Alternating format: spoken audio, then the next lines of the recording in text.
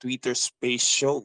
My name is Barbacusi, and I am with our fabulous community manager Neal as your host for today. Hello, Neal. So hello guys, I'm Neil and thank you for being here in our Twitter space for today. So we hope you're gonna have a good day and be able to take away so many things about the topic for today. So if you wouldn't mind, please click the purple button on the lower right side of the Twitter space and then like, retweet, and share or even comment on our Twitter space so that we'll be able to invite more participants. Thank you. All right. So there's been an issue right now ongoing on Twitter Space. So some of our speakers are having problems joining our space. So it came after Elon Musk has this Twitter Space yesterday, and then now seems like there's a problem or a bug in the Twitter Space. But yeah, we can start.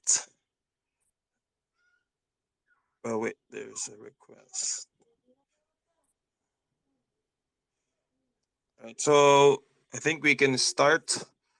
Some of our speakers are already here, guys. All right. So today we will be having a very timely year-end discussion about crypto and NFT in 2023. So we will be discussing about what's new and what are the new trends on crypto and NFT in 2023. Then as well as the plans of different top-notch NFT project founders who will be speaking with us today. So yeah, sit back, guys, and join us for an informative day of great discussion. And we would greatly appreciate it if you will hit that like and retweet buttons at the bottom of your screen to share this interesting discussion that we will have to your Web3 friends. All right. So we would like to welcome our guest speakers for today. All right. So we have here Tasks from Ghost Kid DAO. Hey guys, how's it going today? Good morning. Good morning for me at least. Yeah, GM, bro. And Henry the Great from CyberKongz. Yeah, GM as well. It's morning by me. Thanks for having me. Apologies, I'm got a sinus infection going on, but happy to be here. Thank you. All right.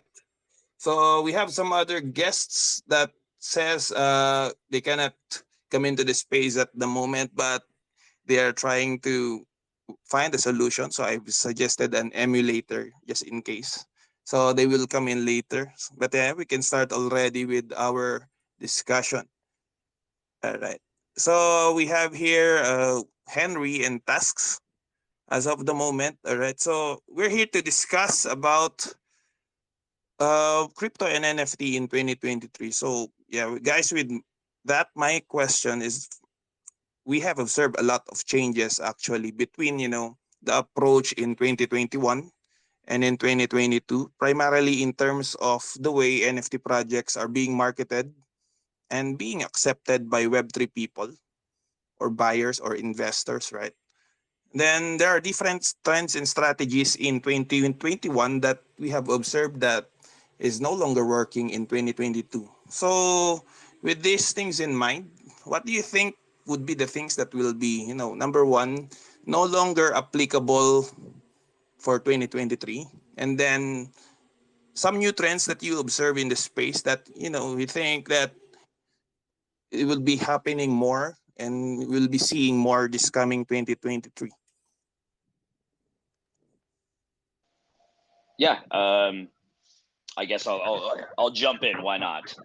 So I think some of what we're gonna start to, well, we're already seeing it. You know, the free mint meta is mostly over, although there are some that still exist. By the way, can you hear me okay, or do I have like crazy feedback? Yeah, it's all good, bro. Okay, cool. So I think, we're seeing changes in how projects want to distribute their NFTs to new, if you want to say, customers, to their new community. We've gone through the whitelist meta, which still exists. We've gone through an application meta, which you still see a little bit of, but I'll be honest with you, I think people can find that to be a little bit frustrating. Way back, shortly after Gas Wars, it was grinding for whitelists. Then it was, a lot of communities raffling them. And I think what we're seeing is that there's probably always going to remain some faction of NFTs that will cater nothing to the degens, to people who I mean, look, Trump. Uh, I'm Yeah, not saying that Trump's mint is a degen mint. I don't know what it is. I just know it it's number one right now, I think, on yeah, OpenSea. that's crazy. It's sold out in 12 hours, bro. Yeah, I bought a couple. I bought a couple because I'm like, hey, what the hell? It's historic to me. I'm like, it's the first NFT by a former president, and look what it's doing. So all of that to say, I think there's always people who are going to want to play in the if you want to call it, the super speculative side of this arena. So I think to that degree, there's always just going to be weird little NFTs that do well. But I think what we're going to see more and more of, and as a project that's been around for a bit, we're seeing this a lot more on the CyberKongz end, is more of the Web2 brands that really want to understand how to come in to the space in a way that we will accept them, but in a way that's going to provide utility. I think they're starting to catch on. So I'm really excited to see in 23 how that continues to kind of manifest and how it continues to evolve. That's my take. Curious to hear how Task sees it. Yeah.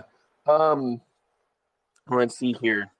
Obviously, a lot of things have shifted and changed on a variety of platforms. I mean, looking at different blockchains, right, like Ethereum and Solana, I'm just going to give like a general consensus for them.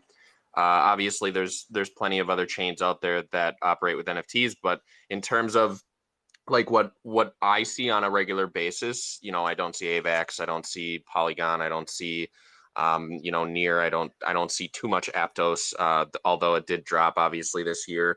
But in terms of like general strategy and like the outlook of NFTs and things that have changed as of right now, right? As of right now for like Solana and Ethereum, I agree with the fact that the free mint meta has pretty much phased out. There's obviously always going to be free mints that do end up doing well because it's really dependent on the I would call it like guerrilla marketing that a project does in terms of the way that projects are launched. So I don't know if free meta or free mints are ever going to end up like fully going away. But it's definitely shifted more towards people seeing free mints as something that will lose them money because it's untrustworthy.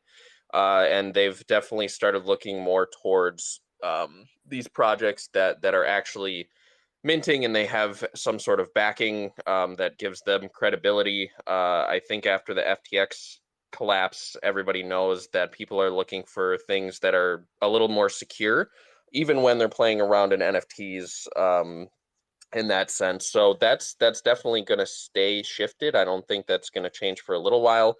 Obviously, with 2023, it's hard to predict, but as the FTX collapse probably excelled a lot of things. It probably excelled how fast regulation is going to come too. I'm not going to say that regulation or anything like that is going to come in 2023, but the outlook used to be 3 to 5 years, and that's probably been accelerated because people are really wary of where they're putting their money in general right now, not just in NFTs, but in crypto. So it probably is going to come a lot faster than people think. And people are going to have to dot their P's in their I's and make sure that everything is squared away, especially if if you're in the United States operating a project or an entity that will be categorized as something of a security when regulation comes in. So there are going to be a lot of changes across the board to the landscape of how people are going to be able to operate in NFTs. The changes are going to be gradual. I don't think it's going to be this swift thing. There's too many projects out there that launch where it's going to be swift. I think even though regulation is coming faster than before because of everything with FTX, it's still going to be very hard to lock down everybody all at once because of the nature of NFTs and how they launch and who's operating them and who is participating in it. And although it is all on blockchain and we're able to see it, it's still, I mean, thousands of NFTs launch on these blockchains daily. And even in this bear market, that's still happening. And in a bull market, it's going to be 10x that. So it's still going to be difficult to make sure that regulation is as regulated as they probably want it to be. I don't know how else to put it. But it will happen, and it will happen faster. So things will change, and things will change faster than before. And that's kind of my take on what it's going to look like in 2023.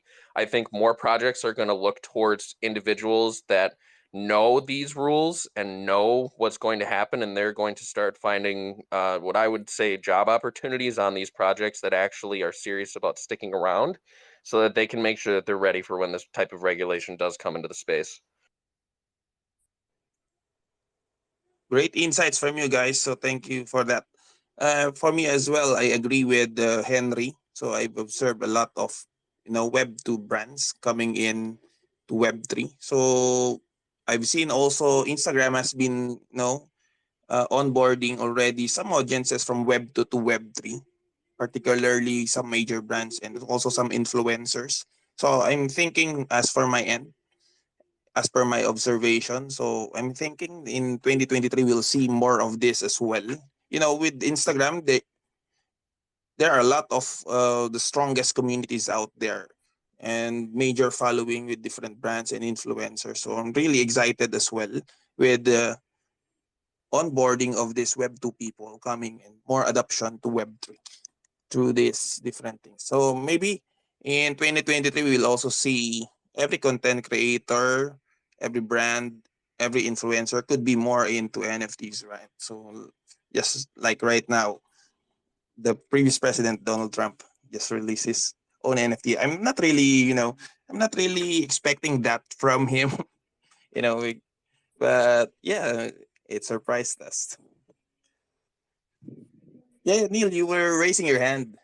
I have a question because we've talked about what the bad things that may have probably happened in 2021 and 2022 bear seasons, and we all know that some of us would agree that 2021 and 2022 bear market seasons were great, or if not the greatest opportunities to build your projects. We've seen a lot of projects founded and then developed and then launched during those times, and maybe 90 to 95% were not successful. But then my question would be, what are the right things that we did in that we witnessed in 2021 and 2022 bear seasons that we could replicate or even duplicate in the years to come for the betterment of the NFT industry? So I want to hear your opinions because you've had projects that have survived the bear season and even became successful. So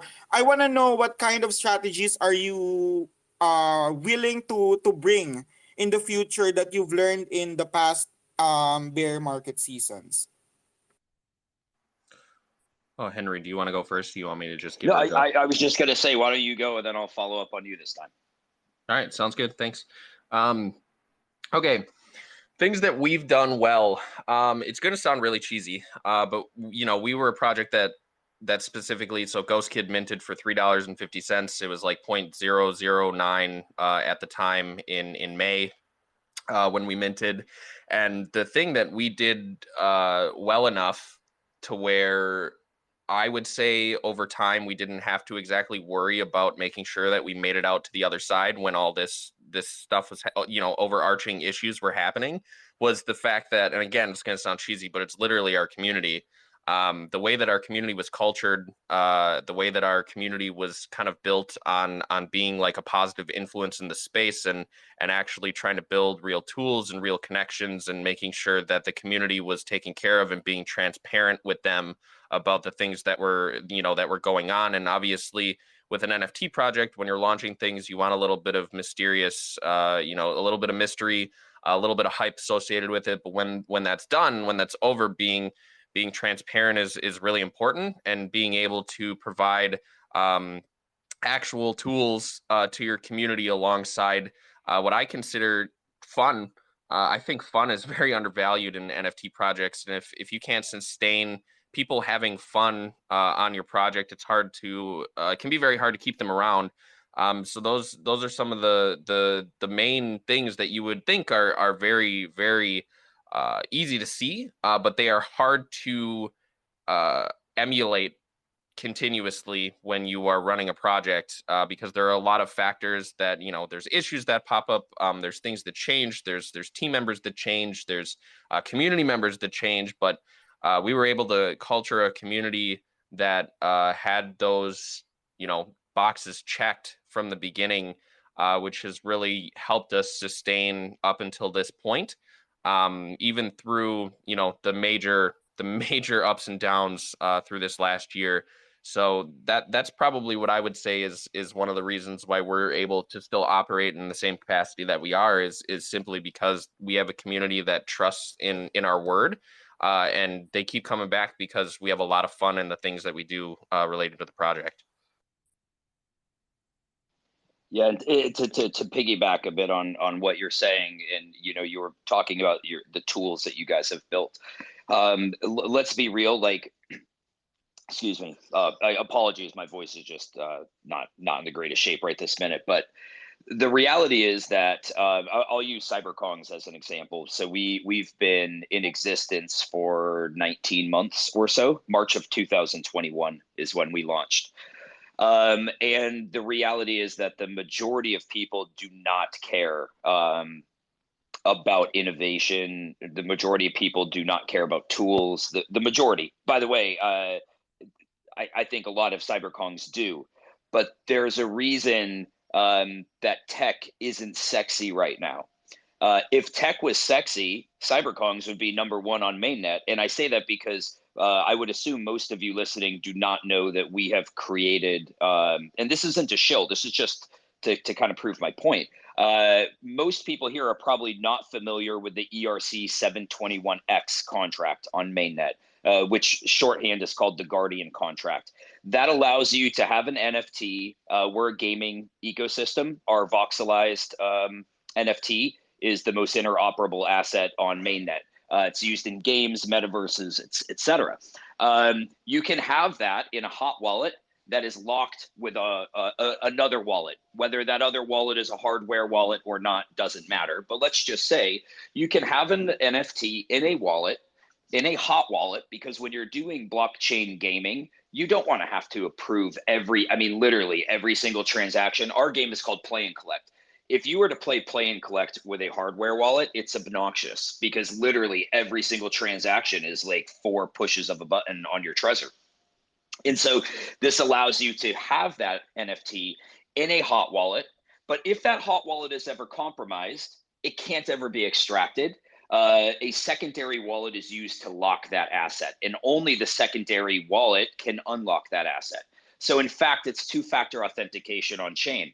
Imagine if Bored Ape Yacht Club had the ERC 721X, people wouldn't be losing apes, or any high value NFT for that matter, because even for instance, we gave out the seed phrase to a wallet that has 5 VX Kongs in it. We did it not quite a year ago, but 10 months ago.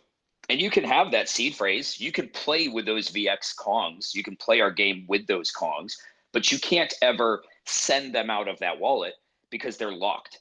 My point is that it isn't sexy, even though it's revolutionary. It isn't sexy because what most people, people care about when price go up.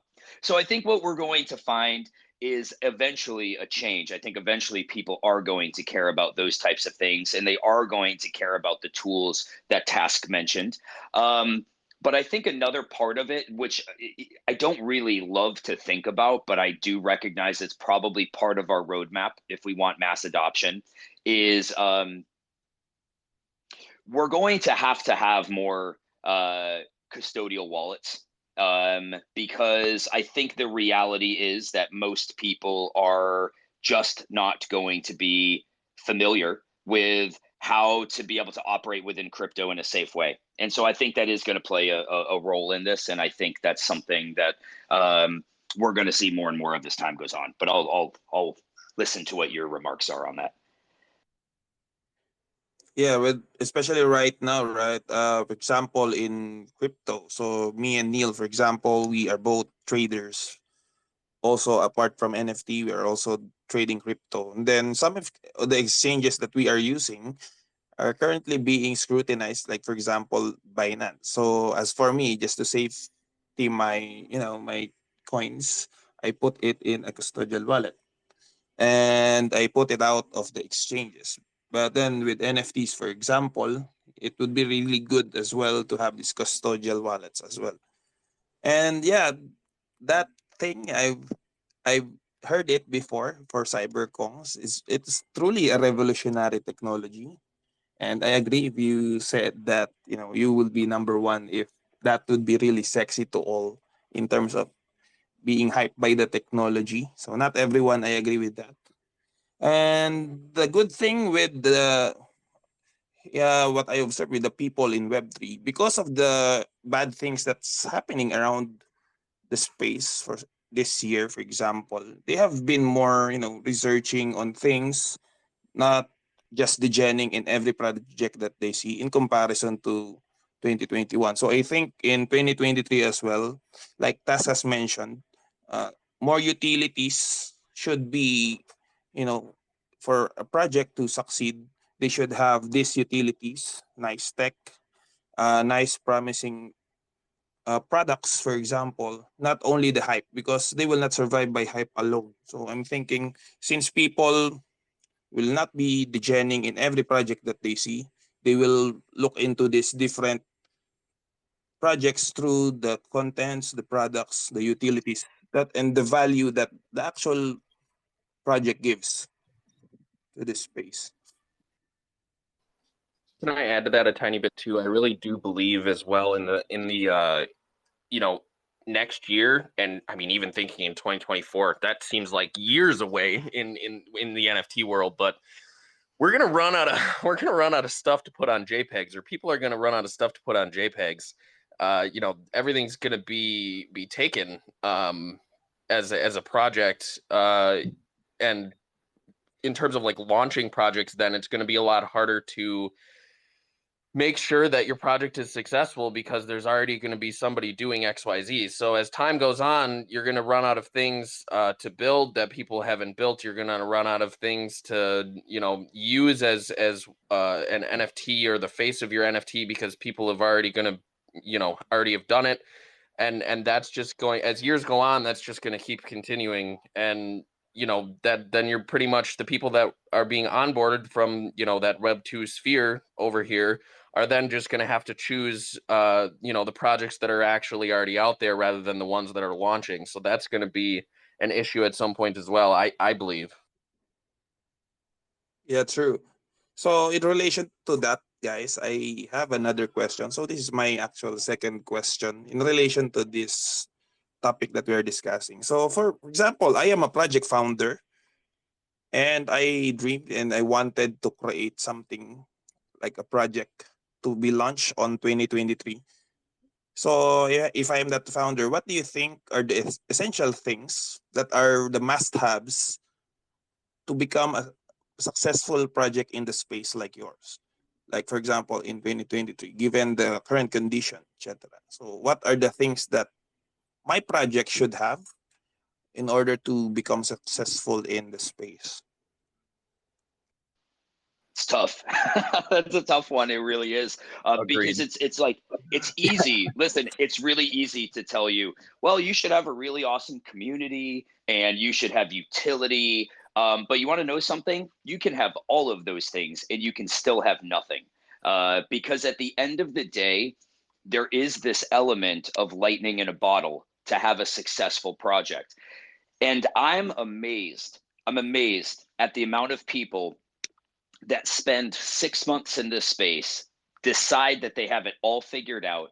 They decide that, like, oh, I've been working on, do you know how many projects I get pitched on a daily basis? It's waned a little bit in this bear, but the amount of people that are so confident to come up with the art, come up with this, in their mind, unique utility, have a dev, thinking that they are about to launch the next Yuga Labs. By the way, like, I know what I'm saying sounds probably a little bit harsh, but the reality is there's hundreds, thousands of these projects coming out that you never even have heard of and you never will hear of, because the reality is it is a very, very small amount of projects that ever get the opportunity to get in front of the type of eyes that it takes to start to propel you. Now, of course, there's going to be things like, let's say, Goblins. Goblin Town, free mint, got up to 8 ETH. By the way, Goblin, like, I know their core team. They're cool people. They have things in the work, but they're a very, very, very small. They're the tip of that pyramid of projects that are able to pull that off. And so it isn't easy. So I tell people, like, if you're doing this, just make sure that if you're going to take people's money, if you're going to offer something, and if you're an ethical person, make sure that you are willing to commit your time to this, even if it doesn't go as planned. That's my advice to people right now. Like, of course, all of those things that I just said, I think you need to have those things, unless it's just going to be a hobby project. But if you think you have amazing utility, if you think you're going to form an amazing community, or you have a community already, if you do not want to be known as a serial rugger, or a rugger in general, which a lot of people, I think people underestimate the weight, if you're an ethical person, that can have on your soul. If you launch something, you start getting fudded by your community because now the project went under mint price. And then you have to start to make this decision of, like, well, what do I do? How long can I give to this project without having the funds to continue it? So I think you should have a very realistic conversation with yourself about how long can you stay committed to a project that may not come out of the gates the way that you think it will, because let's be real, it is hard out there. It is, man, this is not even like a marathon. This is like a cross-continent race or trek. And so it isn't like 26.2 miles. It's like 3,500. And you should just be prepared. Like, it isn't always pretty. I mean, we're lucky on CyberKongz that we've been relevant in the space, and it's hard for us. Like, legitimately, it's not easy for us. So I can only imagine how difficult it is for the person who is starting out right now. And I've seen a lot of people that just get disheartened because they thought they had something so amazing, and maybe they did, but it still takes getting in front of those eyes, having, whether it's an influencer or a group of influencers or a DAO or something that's really helping to propel you, because otherwise, yeah, it's tough. And I know that sounds super negative, and I don't mean to be crushing people's dreams. I also just think people should be realistic about what the market looks like right now, and how difficult it is to evolve and advance a project. I don't think you were negative at all. I think that was, I mean, people need to hear that kind of stuff, truly. That's Like, the real reality. fact. Yeah, and also, like Henry said, majority of the people right now are in for the money. Like, they're looking for the next Kong, next Ghost Kid DAO. So it's really important, yeah, for me. And then also for some project founders, yeah, as you have mentioned, it's also really important to have these really, really good networks to begin with, to propel your project further to your targets. And because it's reality, uh any good product, even if you have the best product, as I mentioned in one of our podcasts with regards to community, so any good product can be a best product, but it's always beaten by other products who are best known. So if your product is best but it's not known, it will not work. I agree with that. Eyes are everything. getting eyes on your project is literally everything. You can, I mean, we already said it. You can have the best tools in the world and they're amazing. But if nobody knows about them, then they matter. They don't matter. They don't matter at all. It just doesn't matter. So when you're launching a project or you're running a project, keeping consistent eyes on your project is something that's really important for, I would call it like a, maturity of your project and making that healthy. For the project in the future is making sure that you do have consistent eyes and you keep consistent eyes on your project, from launch through the process of actually building out your project in your vision. And it's not an easy thing to do, but it's a necessary thing to do if you actually want to be, you want to come out on the other side. Yeah, and there's another side to this too, which it can be a double-edged sword. We had influencers pumping Kongs because of passive income, because of our utility token, which drove our utility token up to an unsustainable point. And so then if you're to look at it on a chart, you may think like, oh my gosh, what happened? What did they do? When the reality is we've done nothing but advance on our end, whether it's our game, technology, etc. But if you look at a chart, it tells in fact, it tells the opposite story. As with obviously so many projects in Web3 right now, that if you look at a chart, they're down. Getting the eyes on it can be, it's this like to be successful is this perfect synergy. Like we're often not real about where we are in this space right now, and we're often not real about why certain projects. Like, let me ask this. And by the way, when I talk about other projects, like I cast no stones at them, because I actually I'm happy for any awareness within Web3 that I consider to be positive. So I'll use Doodles as an example, with a valuation of, what was it, $750 million. On what? Like, on what? Let's be real. What has Doodles done? By the way, like, I'm not saying that they aren't relevant. I'm not saying that they're a bad project. In fact, it's the opposite. They've been able to go out and they've been able to do a capital raise.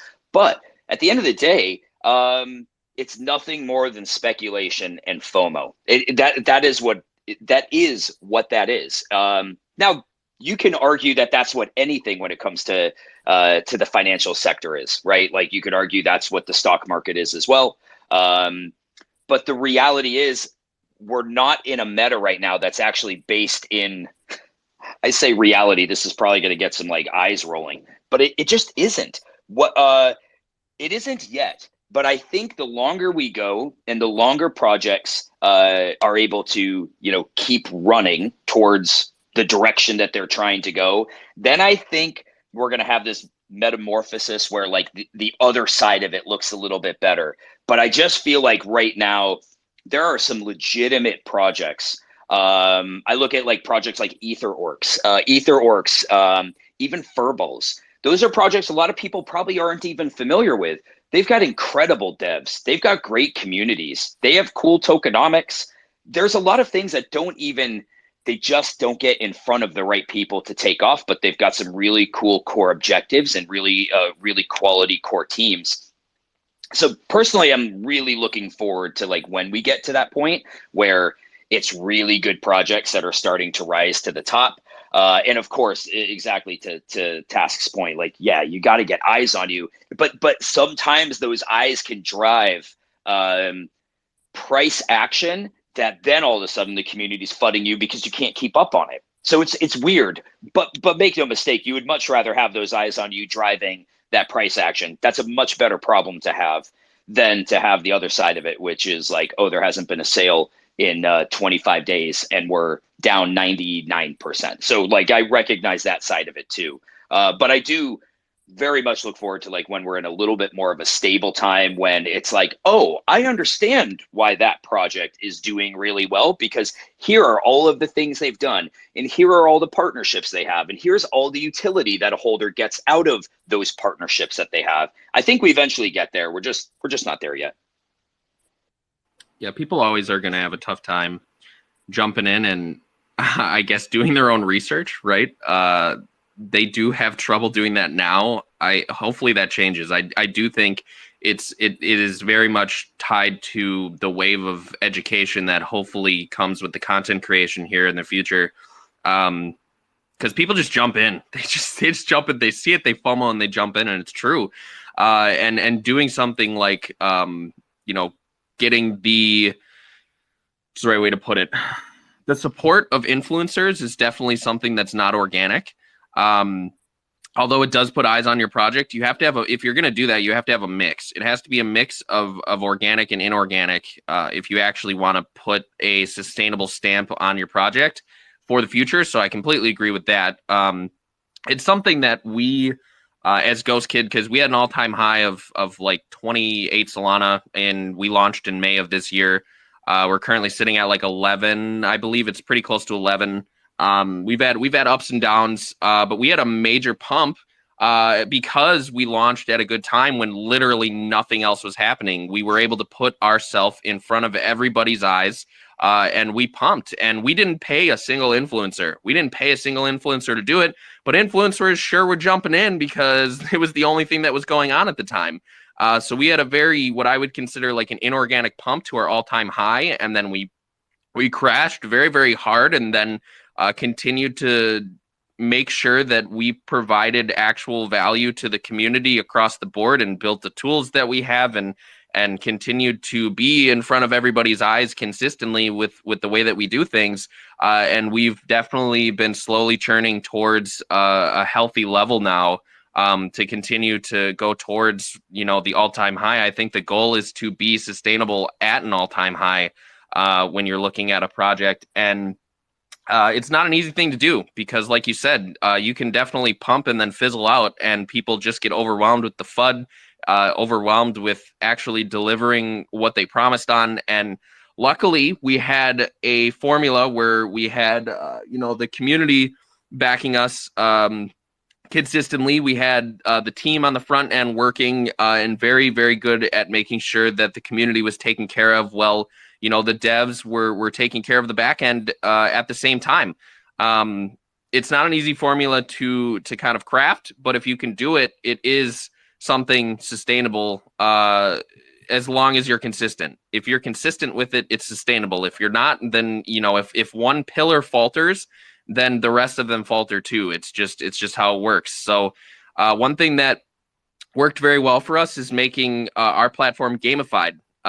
Without a gamified platform, I do believe that it would have been more difficult to keep people interested.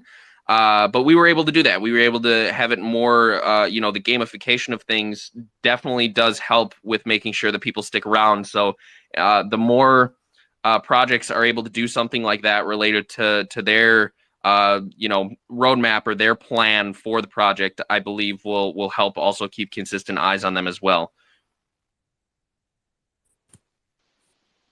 Yeah, great point, man. One other thing I was just going to add into the mix is I think the other thing that's going to help projects be sustainable is these Web 2 partnerships that are going to be forged in the coming years. I think projects have to find a way to be able to not just be able to talk about those as something that the project, something that just benefits the project. They've got to be able to find ways to be able to deliver that value back to holders. And that I don't think that we've really seen a lot of that yet.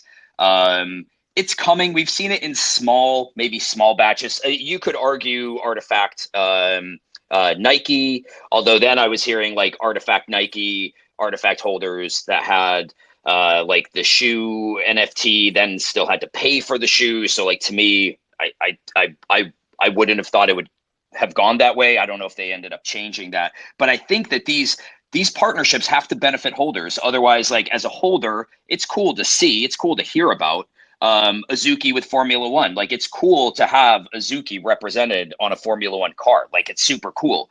But as a holder, once the FOMO is out of it, right? Then you're like, well, what does that do for me? It's brand awareness, right? It's brand awareness, but like I feel like we have to have direct value somehow getting back to holders for those things to matter a little bit more than they do now. Yeah, I agree with that. Yeah. No, go ahead, Toby. Go ahead. Yeah, it's okay. Oh, I was just gonna put the point out there too. Like here's a perfect example of something Ghost Kid did that is 100% brand awareness, but did nothing other than brand awareness for the project. And although we weren't the ones that ended up getting that partnership, but Ghost Kid was actually on a NASCAR during one of the races this year, along with another project in the Solana sphere called Rad Cats, which was really cool. They hooked that up. We didn't do anything in terms of like getting it hooked up. Rad Cats did everything for us, but like the transition of actually, that brand awareness into something tangible, it really isn't there. It really isn't. That's just a fact. And luckily, we didn't really have to do any excessive planning or work for it. The reason they put us on there alongside them is because they use our utility suite that we have for their project. So we have it white labeled for their project. And we were on the back of a NASCAR, which was, it was sick. It was really cool. It was a lot of fun. A lot of people thought it was really, really cool. That NFT car spun out, and we got probably the most airtime on TV that we'll get next year, which was pretty cool. But like, what does that actually transition into? So Henry, I think that's a really, really good point. Yeah, I agree. So there should always be, for projects to become more attractive to more people. Yeah, we should continue adding value always back to our community in every way that we can. With that being said, so I am down to my last question, I guess. So, with regards to those things that we have discussed, right, with relation to 2023, then how can projects become successful in 2023? What are the things to keep in mind? As for you and your projects, so as key opinion leaders and founders of the projects, so do you mind to share what are your plans, the concrete plans or activities that you are planning to do for this coming 2023 for, let's say, CyberKongz and Ghost Kid DAO? Sure. Henry, I can go first. Yeah. So we have our roadmap. We do think it's a little bit of a unique roadmap. If you click on my profile and you click Ghost Kid DAO, you go to the link tree, you go to the website, and you can look at the roadmap. It's a 3D interactive roadmap that we usually update between 2 and 4 days based on what we're currently building for the project. So you can kind of take a look at that. There, literally everything that we have planned, I would say, from this date, we have about 3 to 6 months of things that we have planned across the board on the roadmap right now that we're going to be able to deliver in 2023. Obviously, beyond that, we will still have plans, but right now we're looking to just execute on what we already have planned. And you can infer and see any of the utility in that roadmap. Although there's supposed to be mystery around it, it's supposed to be, a little bit less transparent than some people might like, but it's kind of like that hype aspect that you have to make sure that people are still interested in the project and want to continuously operate within the project. And once the utility comes out, we're completely transparent with what it's going to be. As an example, there's plenty of projects out there that have tried to do what you would consider a launch pad, right? Like there's a lot of these launch pad projects that came out this last year. And we have something that's going to be coming out called the incubator. Now, the incubator, all it is it is a launch pad, but what it is, for example, if you mint off of our quote-unquote launch pad or the incubator, what we're looking for as a 10K collection, as an example, 3K would be minted in our native token, which is Boo, and then the other 7K would be minted in Solana. And what that does is you're curated directly through our community. We hold your hand through the whole process, and you get access to our utilities for free, right? If you launch with us, and we're only looking to do that for 1 to 2 projects a month. We're not going to be launching all of these projects all the time. They're going to be completely vetted. They're gonna be as vetted as we possibly can make it, so that we're launching true projects that want to stick around and then are given our tool across the board when they launch. So that's just one thing that we have planned. We just came out with our season, what we consider our gamified platform for our community, which you can kind of look into. It's our Bounties platform. You can check it out if you want. if you don't own any Solana NFTs and you can't purchase a Ghost Kid at current value or current valuation, you can always go over and buy like a GMers NFT or a Radcats NFT. Currently, they are lower than Ghost Kid, and you can go and then participate in the Bounty's platform because they use our platform for their tools. So, in the future, we do have plenty of plans, and we are looking to execute across the board with these plans. I can't really give too much away, but everything that we have planned is on that roadmap that you can look at right now. You just have to infer it yourself. I gotta say, dude, it's really fun hearing other ecosystems. Yeah, obviously, like when you're on the core team, you're really caught up in your own ecosystem. So just don't get the same I always say, like, it's like a bunker, and occasionally you get to peek your head out and like see what's going on in the rest of the Web3 world. So it's just fun hearing like names that I've not heard of before, and but with using what's available to best broadcast the message you're trying to broadcast. So it sounds cool. I was actually watching your Ghost City video there on your Twitter page while you were talking. Yeah, so CyberKongz, can't get too much into it. I just recorded a 2-hour podcast with our lead dev and our founder, Mio, where all three of us are on the Council of Kongs, where we do talk a bit about what's coming next. We'll be releasing that in the next day or two. We've got like we've got some cool things coming. We've been in this process of evolving from a NFT project to more of a brand, which maybe sounds like super cliche, but that's the reality of what we're doing. We're trying to broadcast our message, our interoperability as far as we can, and we've had some really cool. We've been approached by some really cool, let's just say, like Web2 brands that are looking to do some cool things. So a lot on the map in our gaming sector coming in 2023. But unfortunately, I'm going to have to say that people are going to have to listen to the podcast, because if I dropped it on the spaces, I think Coco, who's one of our guys on the council, big Axie whale, he might kill me. But lots coming. We're working super hard. Like, honestly, if you're not making progress in the bear, it's the only time you can build. Like, it's too neurotic during a bull market to be building. There's just too much coming at you, collab requests, etc. Bear is when like your head is down, and as Task said, that's like when that's when you're building. And so while we would love for everybody to be able to come out of this bear sooner than later, without a doubt, I'm also personally like happy that, like, okay, well, we're not going to squander this, and we haven't been squandering it. I'm really looking forward to like rolling out some of the things that we've been working on. But stay tuned. You can check us out on the CyberKongz. That's with a Z at the end. CyberKongz on our Twitter page, and our website's being rebuilt right now. It's been going on for 8-9 months. It's going to be really, really cool once it's finished. But yeah, that's I know that was super vague, but in the next like couple days, we'll have a lot more out there. Yeah. So thank you for those guys. I suggest guys you check out their profiles and their podcast, for example, for CyberKongz, to know more information. So you can see some alpha information there in their podcast. So I suggest you go there and check, guys. So that's all that I have as my question. So we are opening now the space to some questions from our listeners. So anyone, you can send in your request to our guest speakers.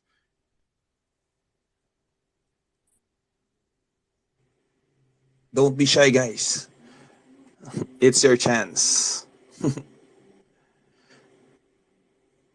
But usually when nobody has questions, that means you did such a good job as the host that everyone's like, I don't even know what to ask anymore, man. You did such a good job clarifying everything. We got nothing. So there's a question from Lightning Kid. Wait, all right, Lightning Kid, you're on the floor. Oh, Go ahead, Lightning Kid. You can speak now. NFT community. I feel like you're a really long time here in NFT community. So I I think you already have this project, and the question is, what do you think is the best project you did and you're proud of having? For me, thinking that you already been too long here and having some projects that has been collab with some artist or anyone, and why would you be so proud of it? That's my question. Thank you.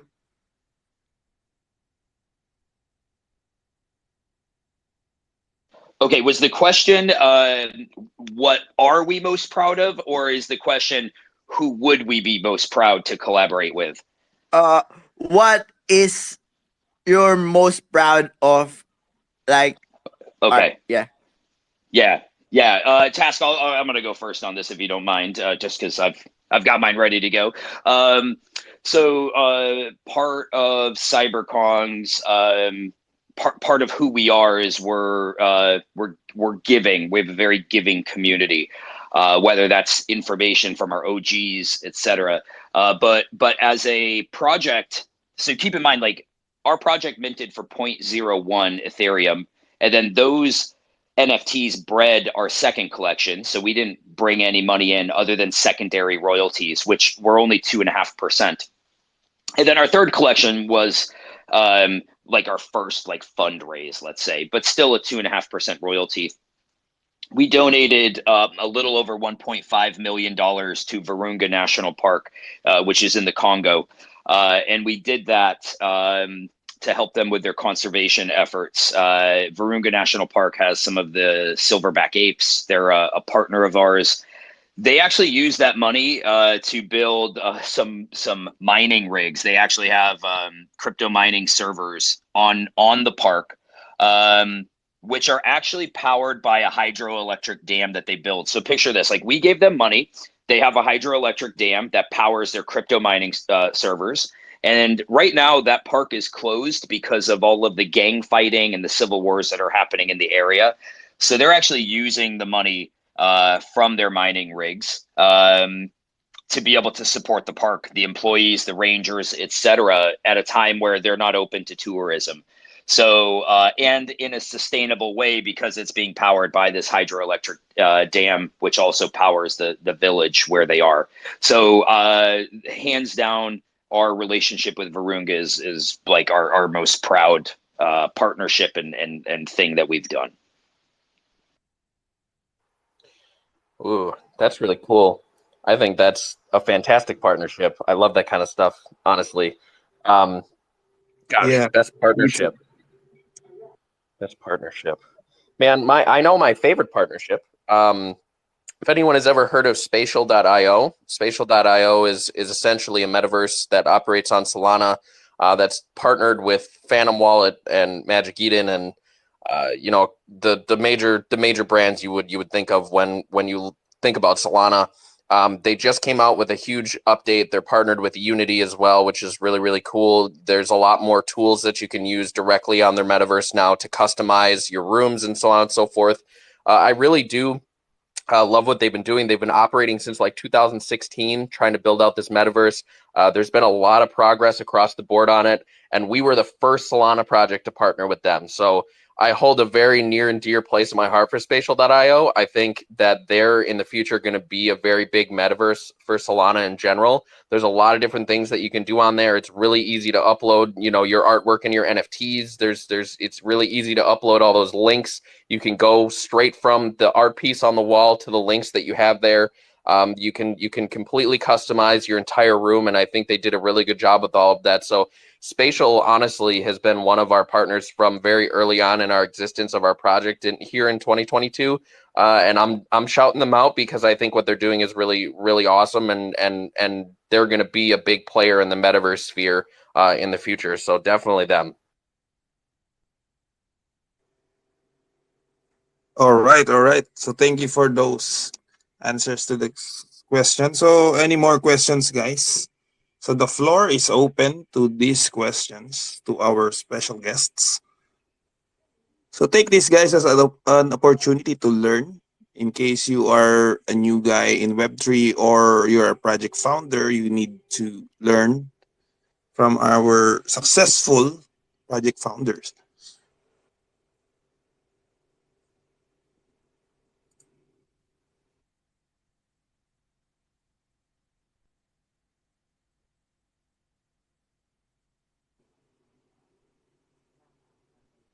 All right. So Neil, how about you? Do you have any more questions to our guests?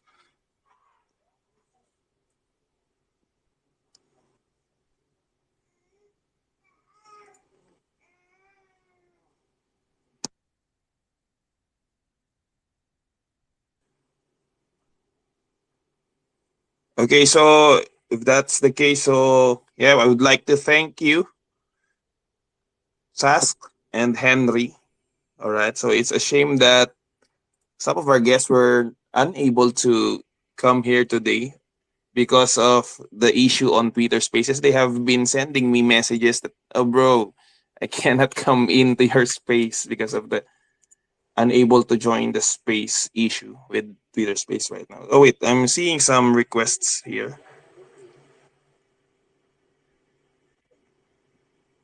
All right. So it's Shish. Yeah, go ahead, Shish.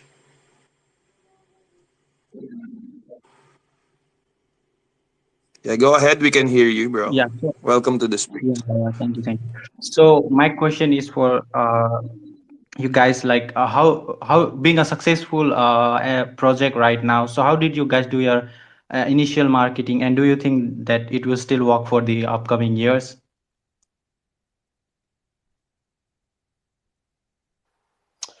I think we talked a little bit about this earlier at the very beginning, but so we were a stealth mint. We were very much close to a free mint. Henry said that himself as well was like a point one ETH mint. So both of us were very low, which can allow you to kind of gather a different type of audience. I think in the future, smaller mints will still be successful, but it literally is the same process. It's all about who is looking at it at the time and how you are actually marketing towards the audience that might be interested in your project. So sure, I think projects will be able to do the same thing that we did, specifically like Ghost Kid did, if they do it the right way and have the right eyes on them. But that formula is not an easy thing to recreate.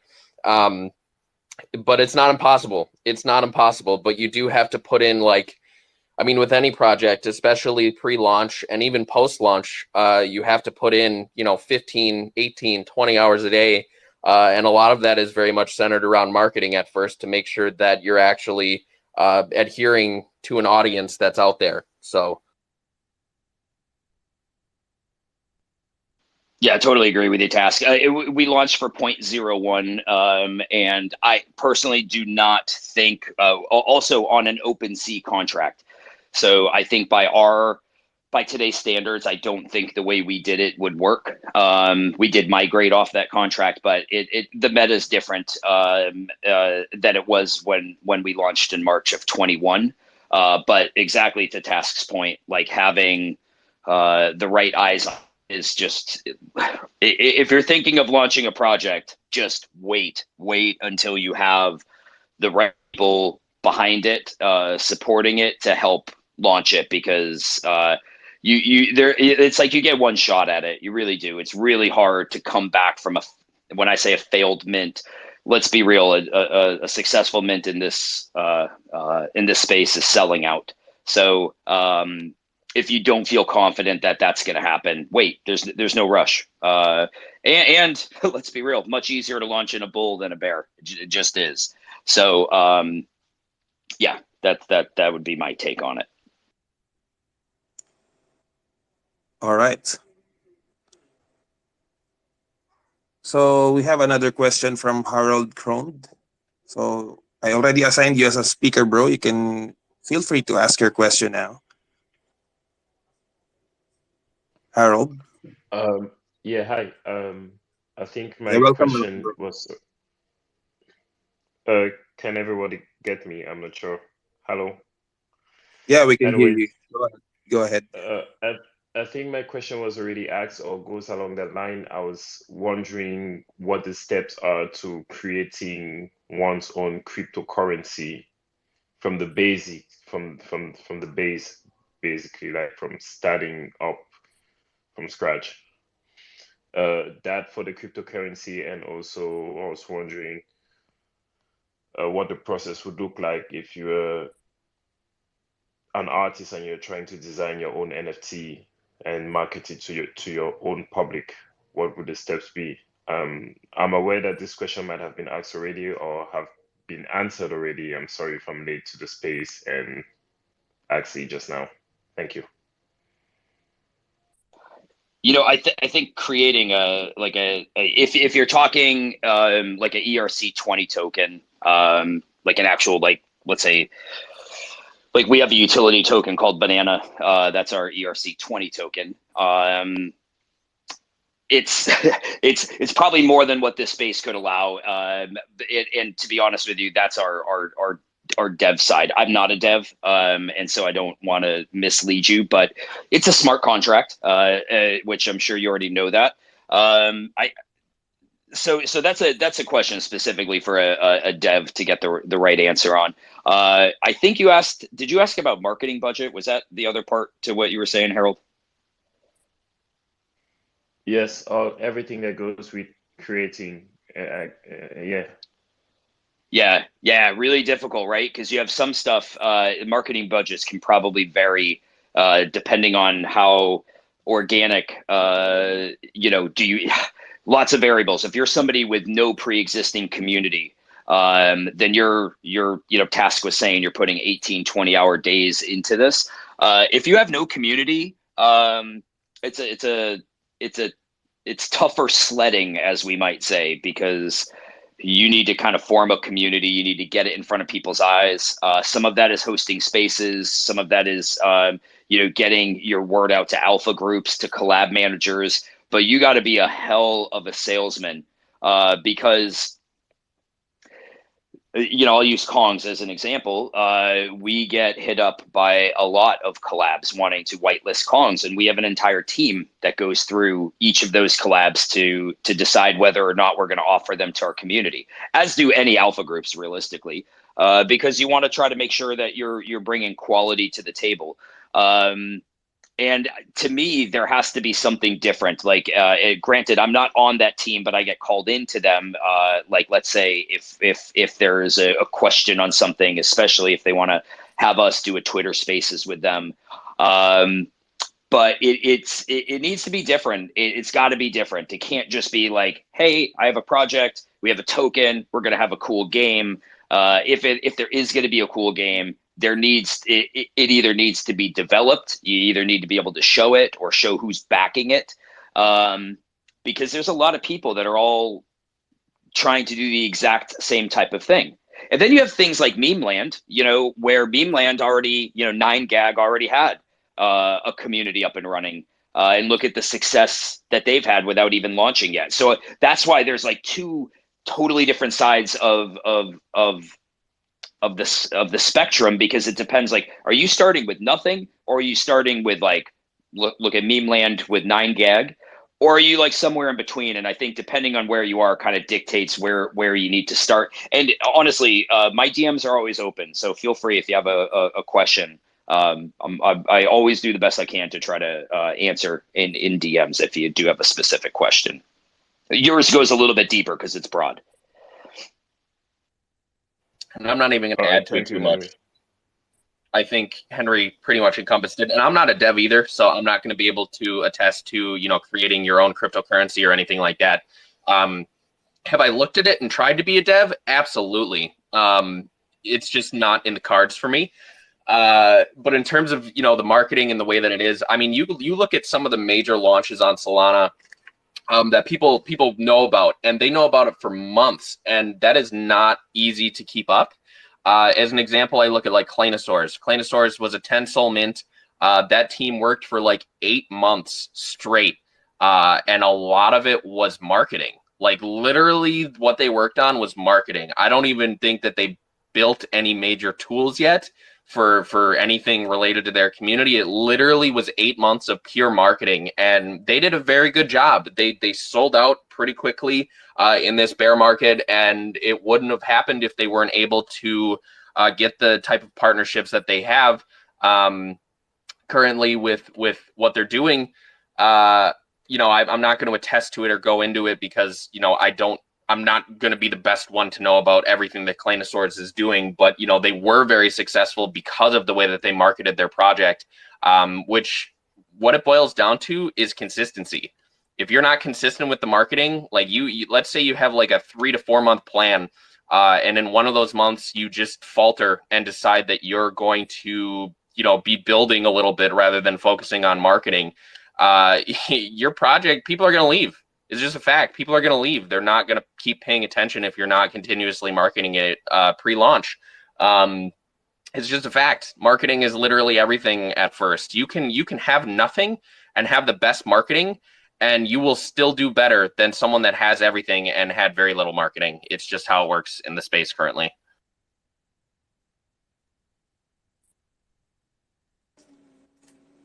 All right. So I hope that answers your question, Harold. So just in case you have more questions, you can just feel free to ask our speakers or DM them. All right. So thank you for those questions. So do you have any more questions before we end our session, guys? Yeah, I have another question. So I heard a while ago that one of you has a gamified platform. Was it Ghost DAO or was it Yeah, Kong? with us.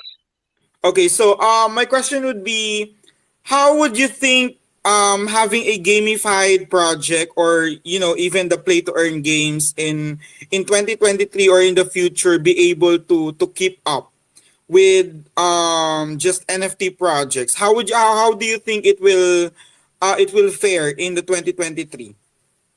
Well, I think play to earn is like a whole different story. Play to earn has historically been very difficult to find some level of like sustainability that actually gives value back to the project. Now, our utility suite is more focused around the fact of like you're interacting from our platform on socials, and you are then rewarded for that interaction, right? So it's a little bit different. It is a gamified platform, and I think the whole the whole pitch of having a gamified platform, not only is it a lot more fun for people rather than just you going in and clicking one button and being done.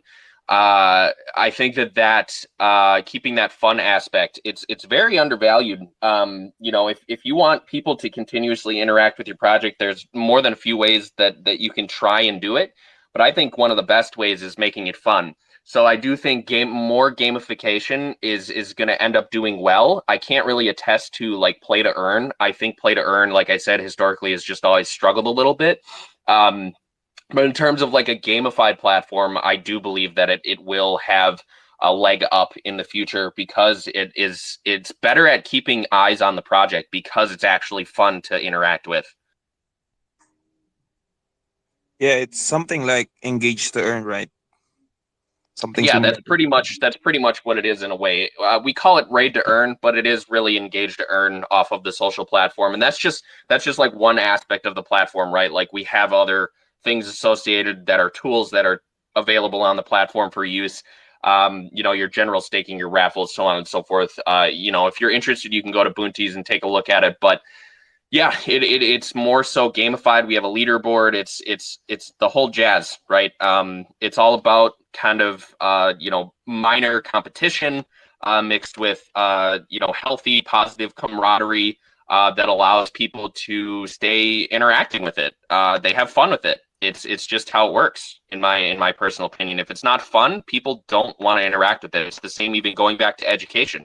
If it's not fun, people don't want to interact with it, and that's just the business model that we've pushed, and it's worked thus far, and we think it's still going to be successful next year.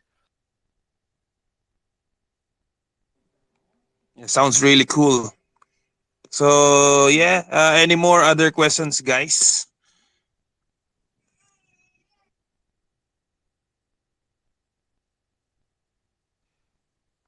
All right. So I'm not seeing any more requests here, guys. So thank you so much, Task and Henry, for being our guests today. It was a really, really insightful and interesting discussion with you guys.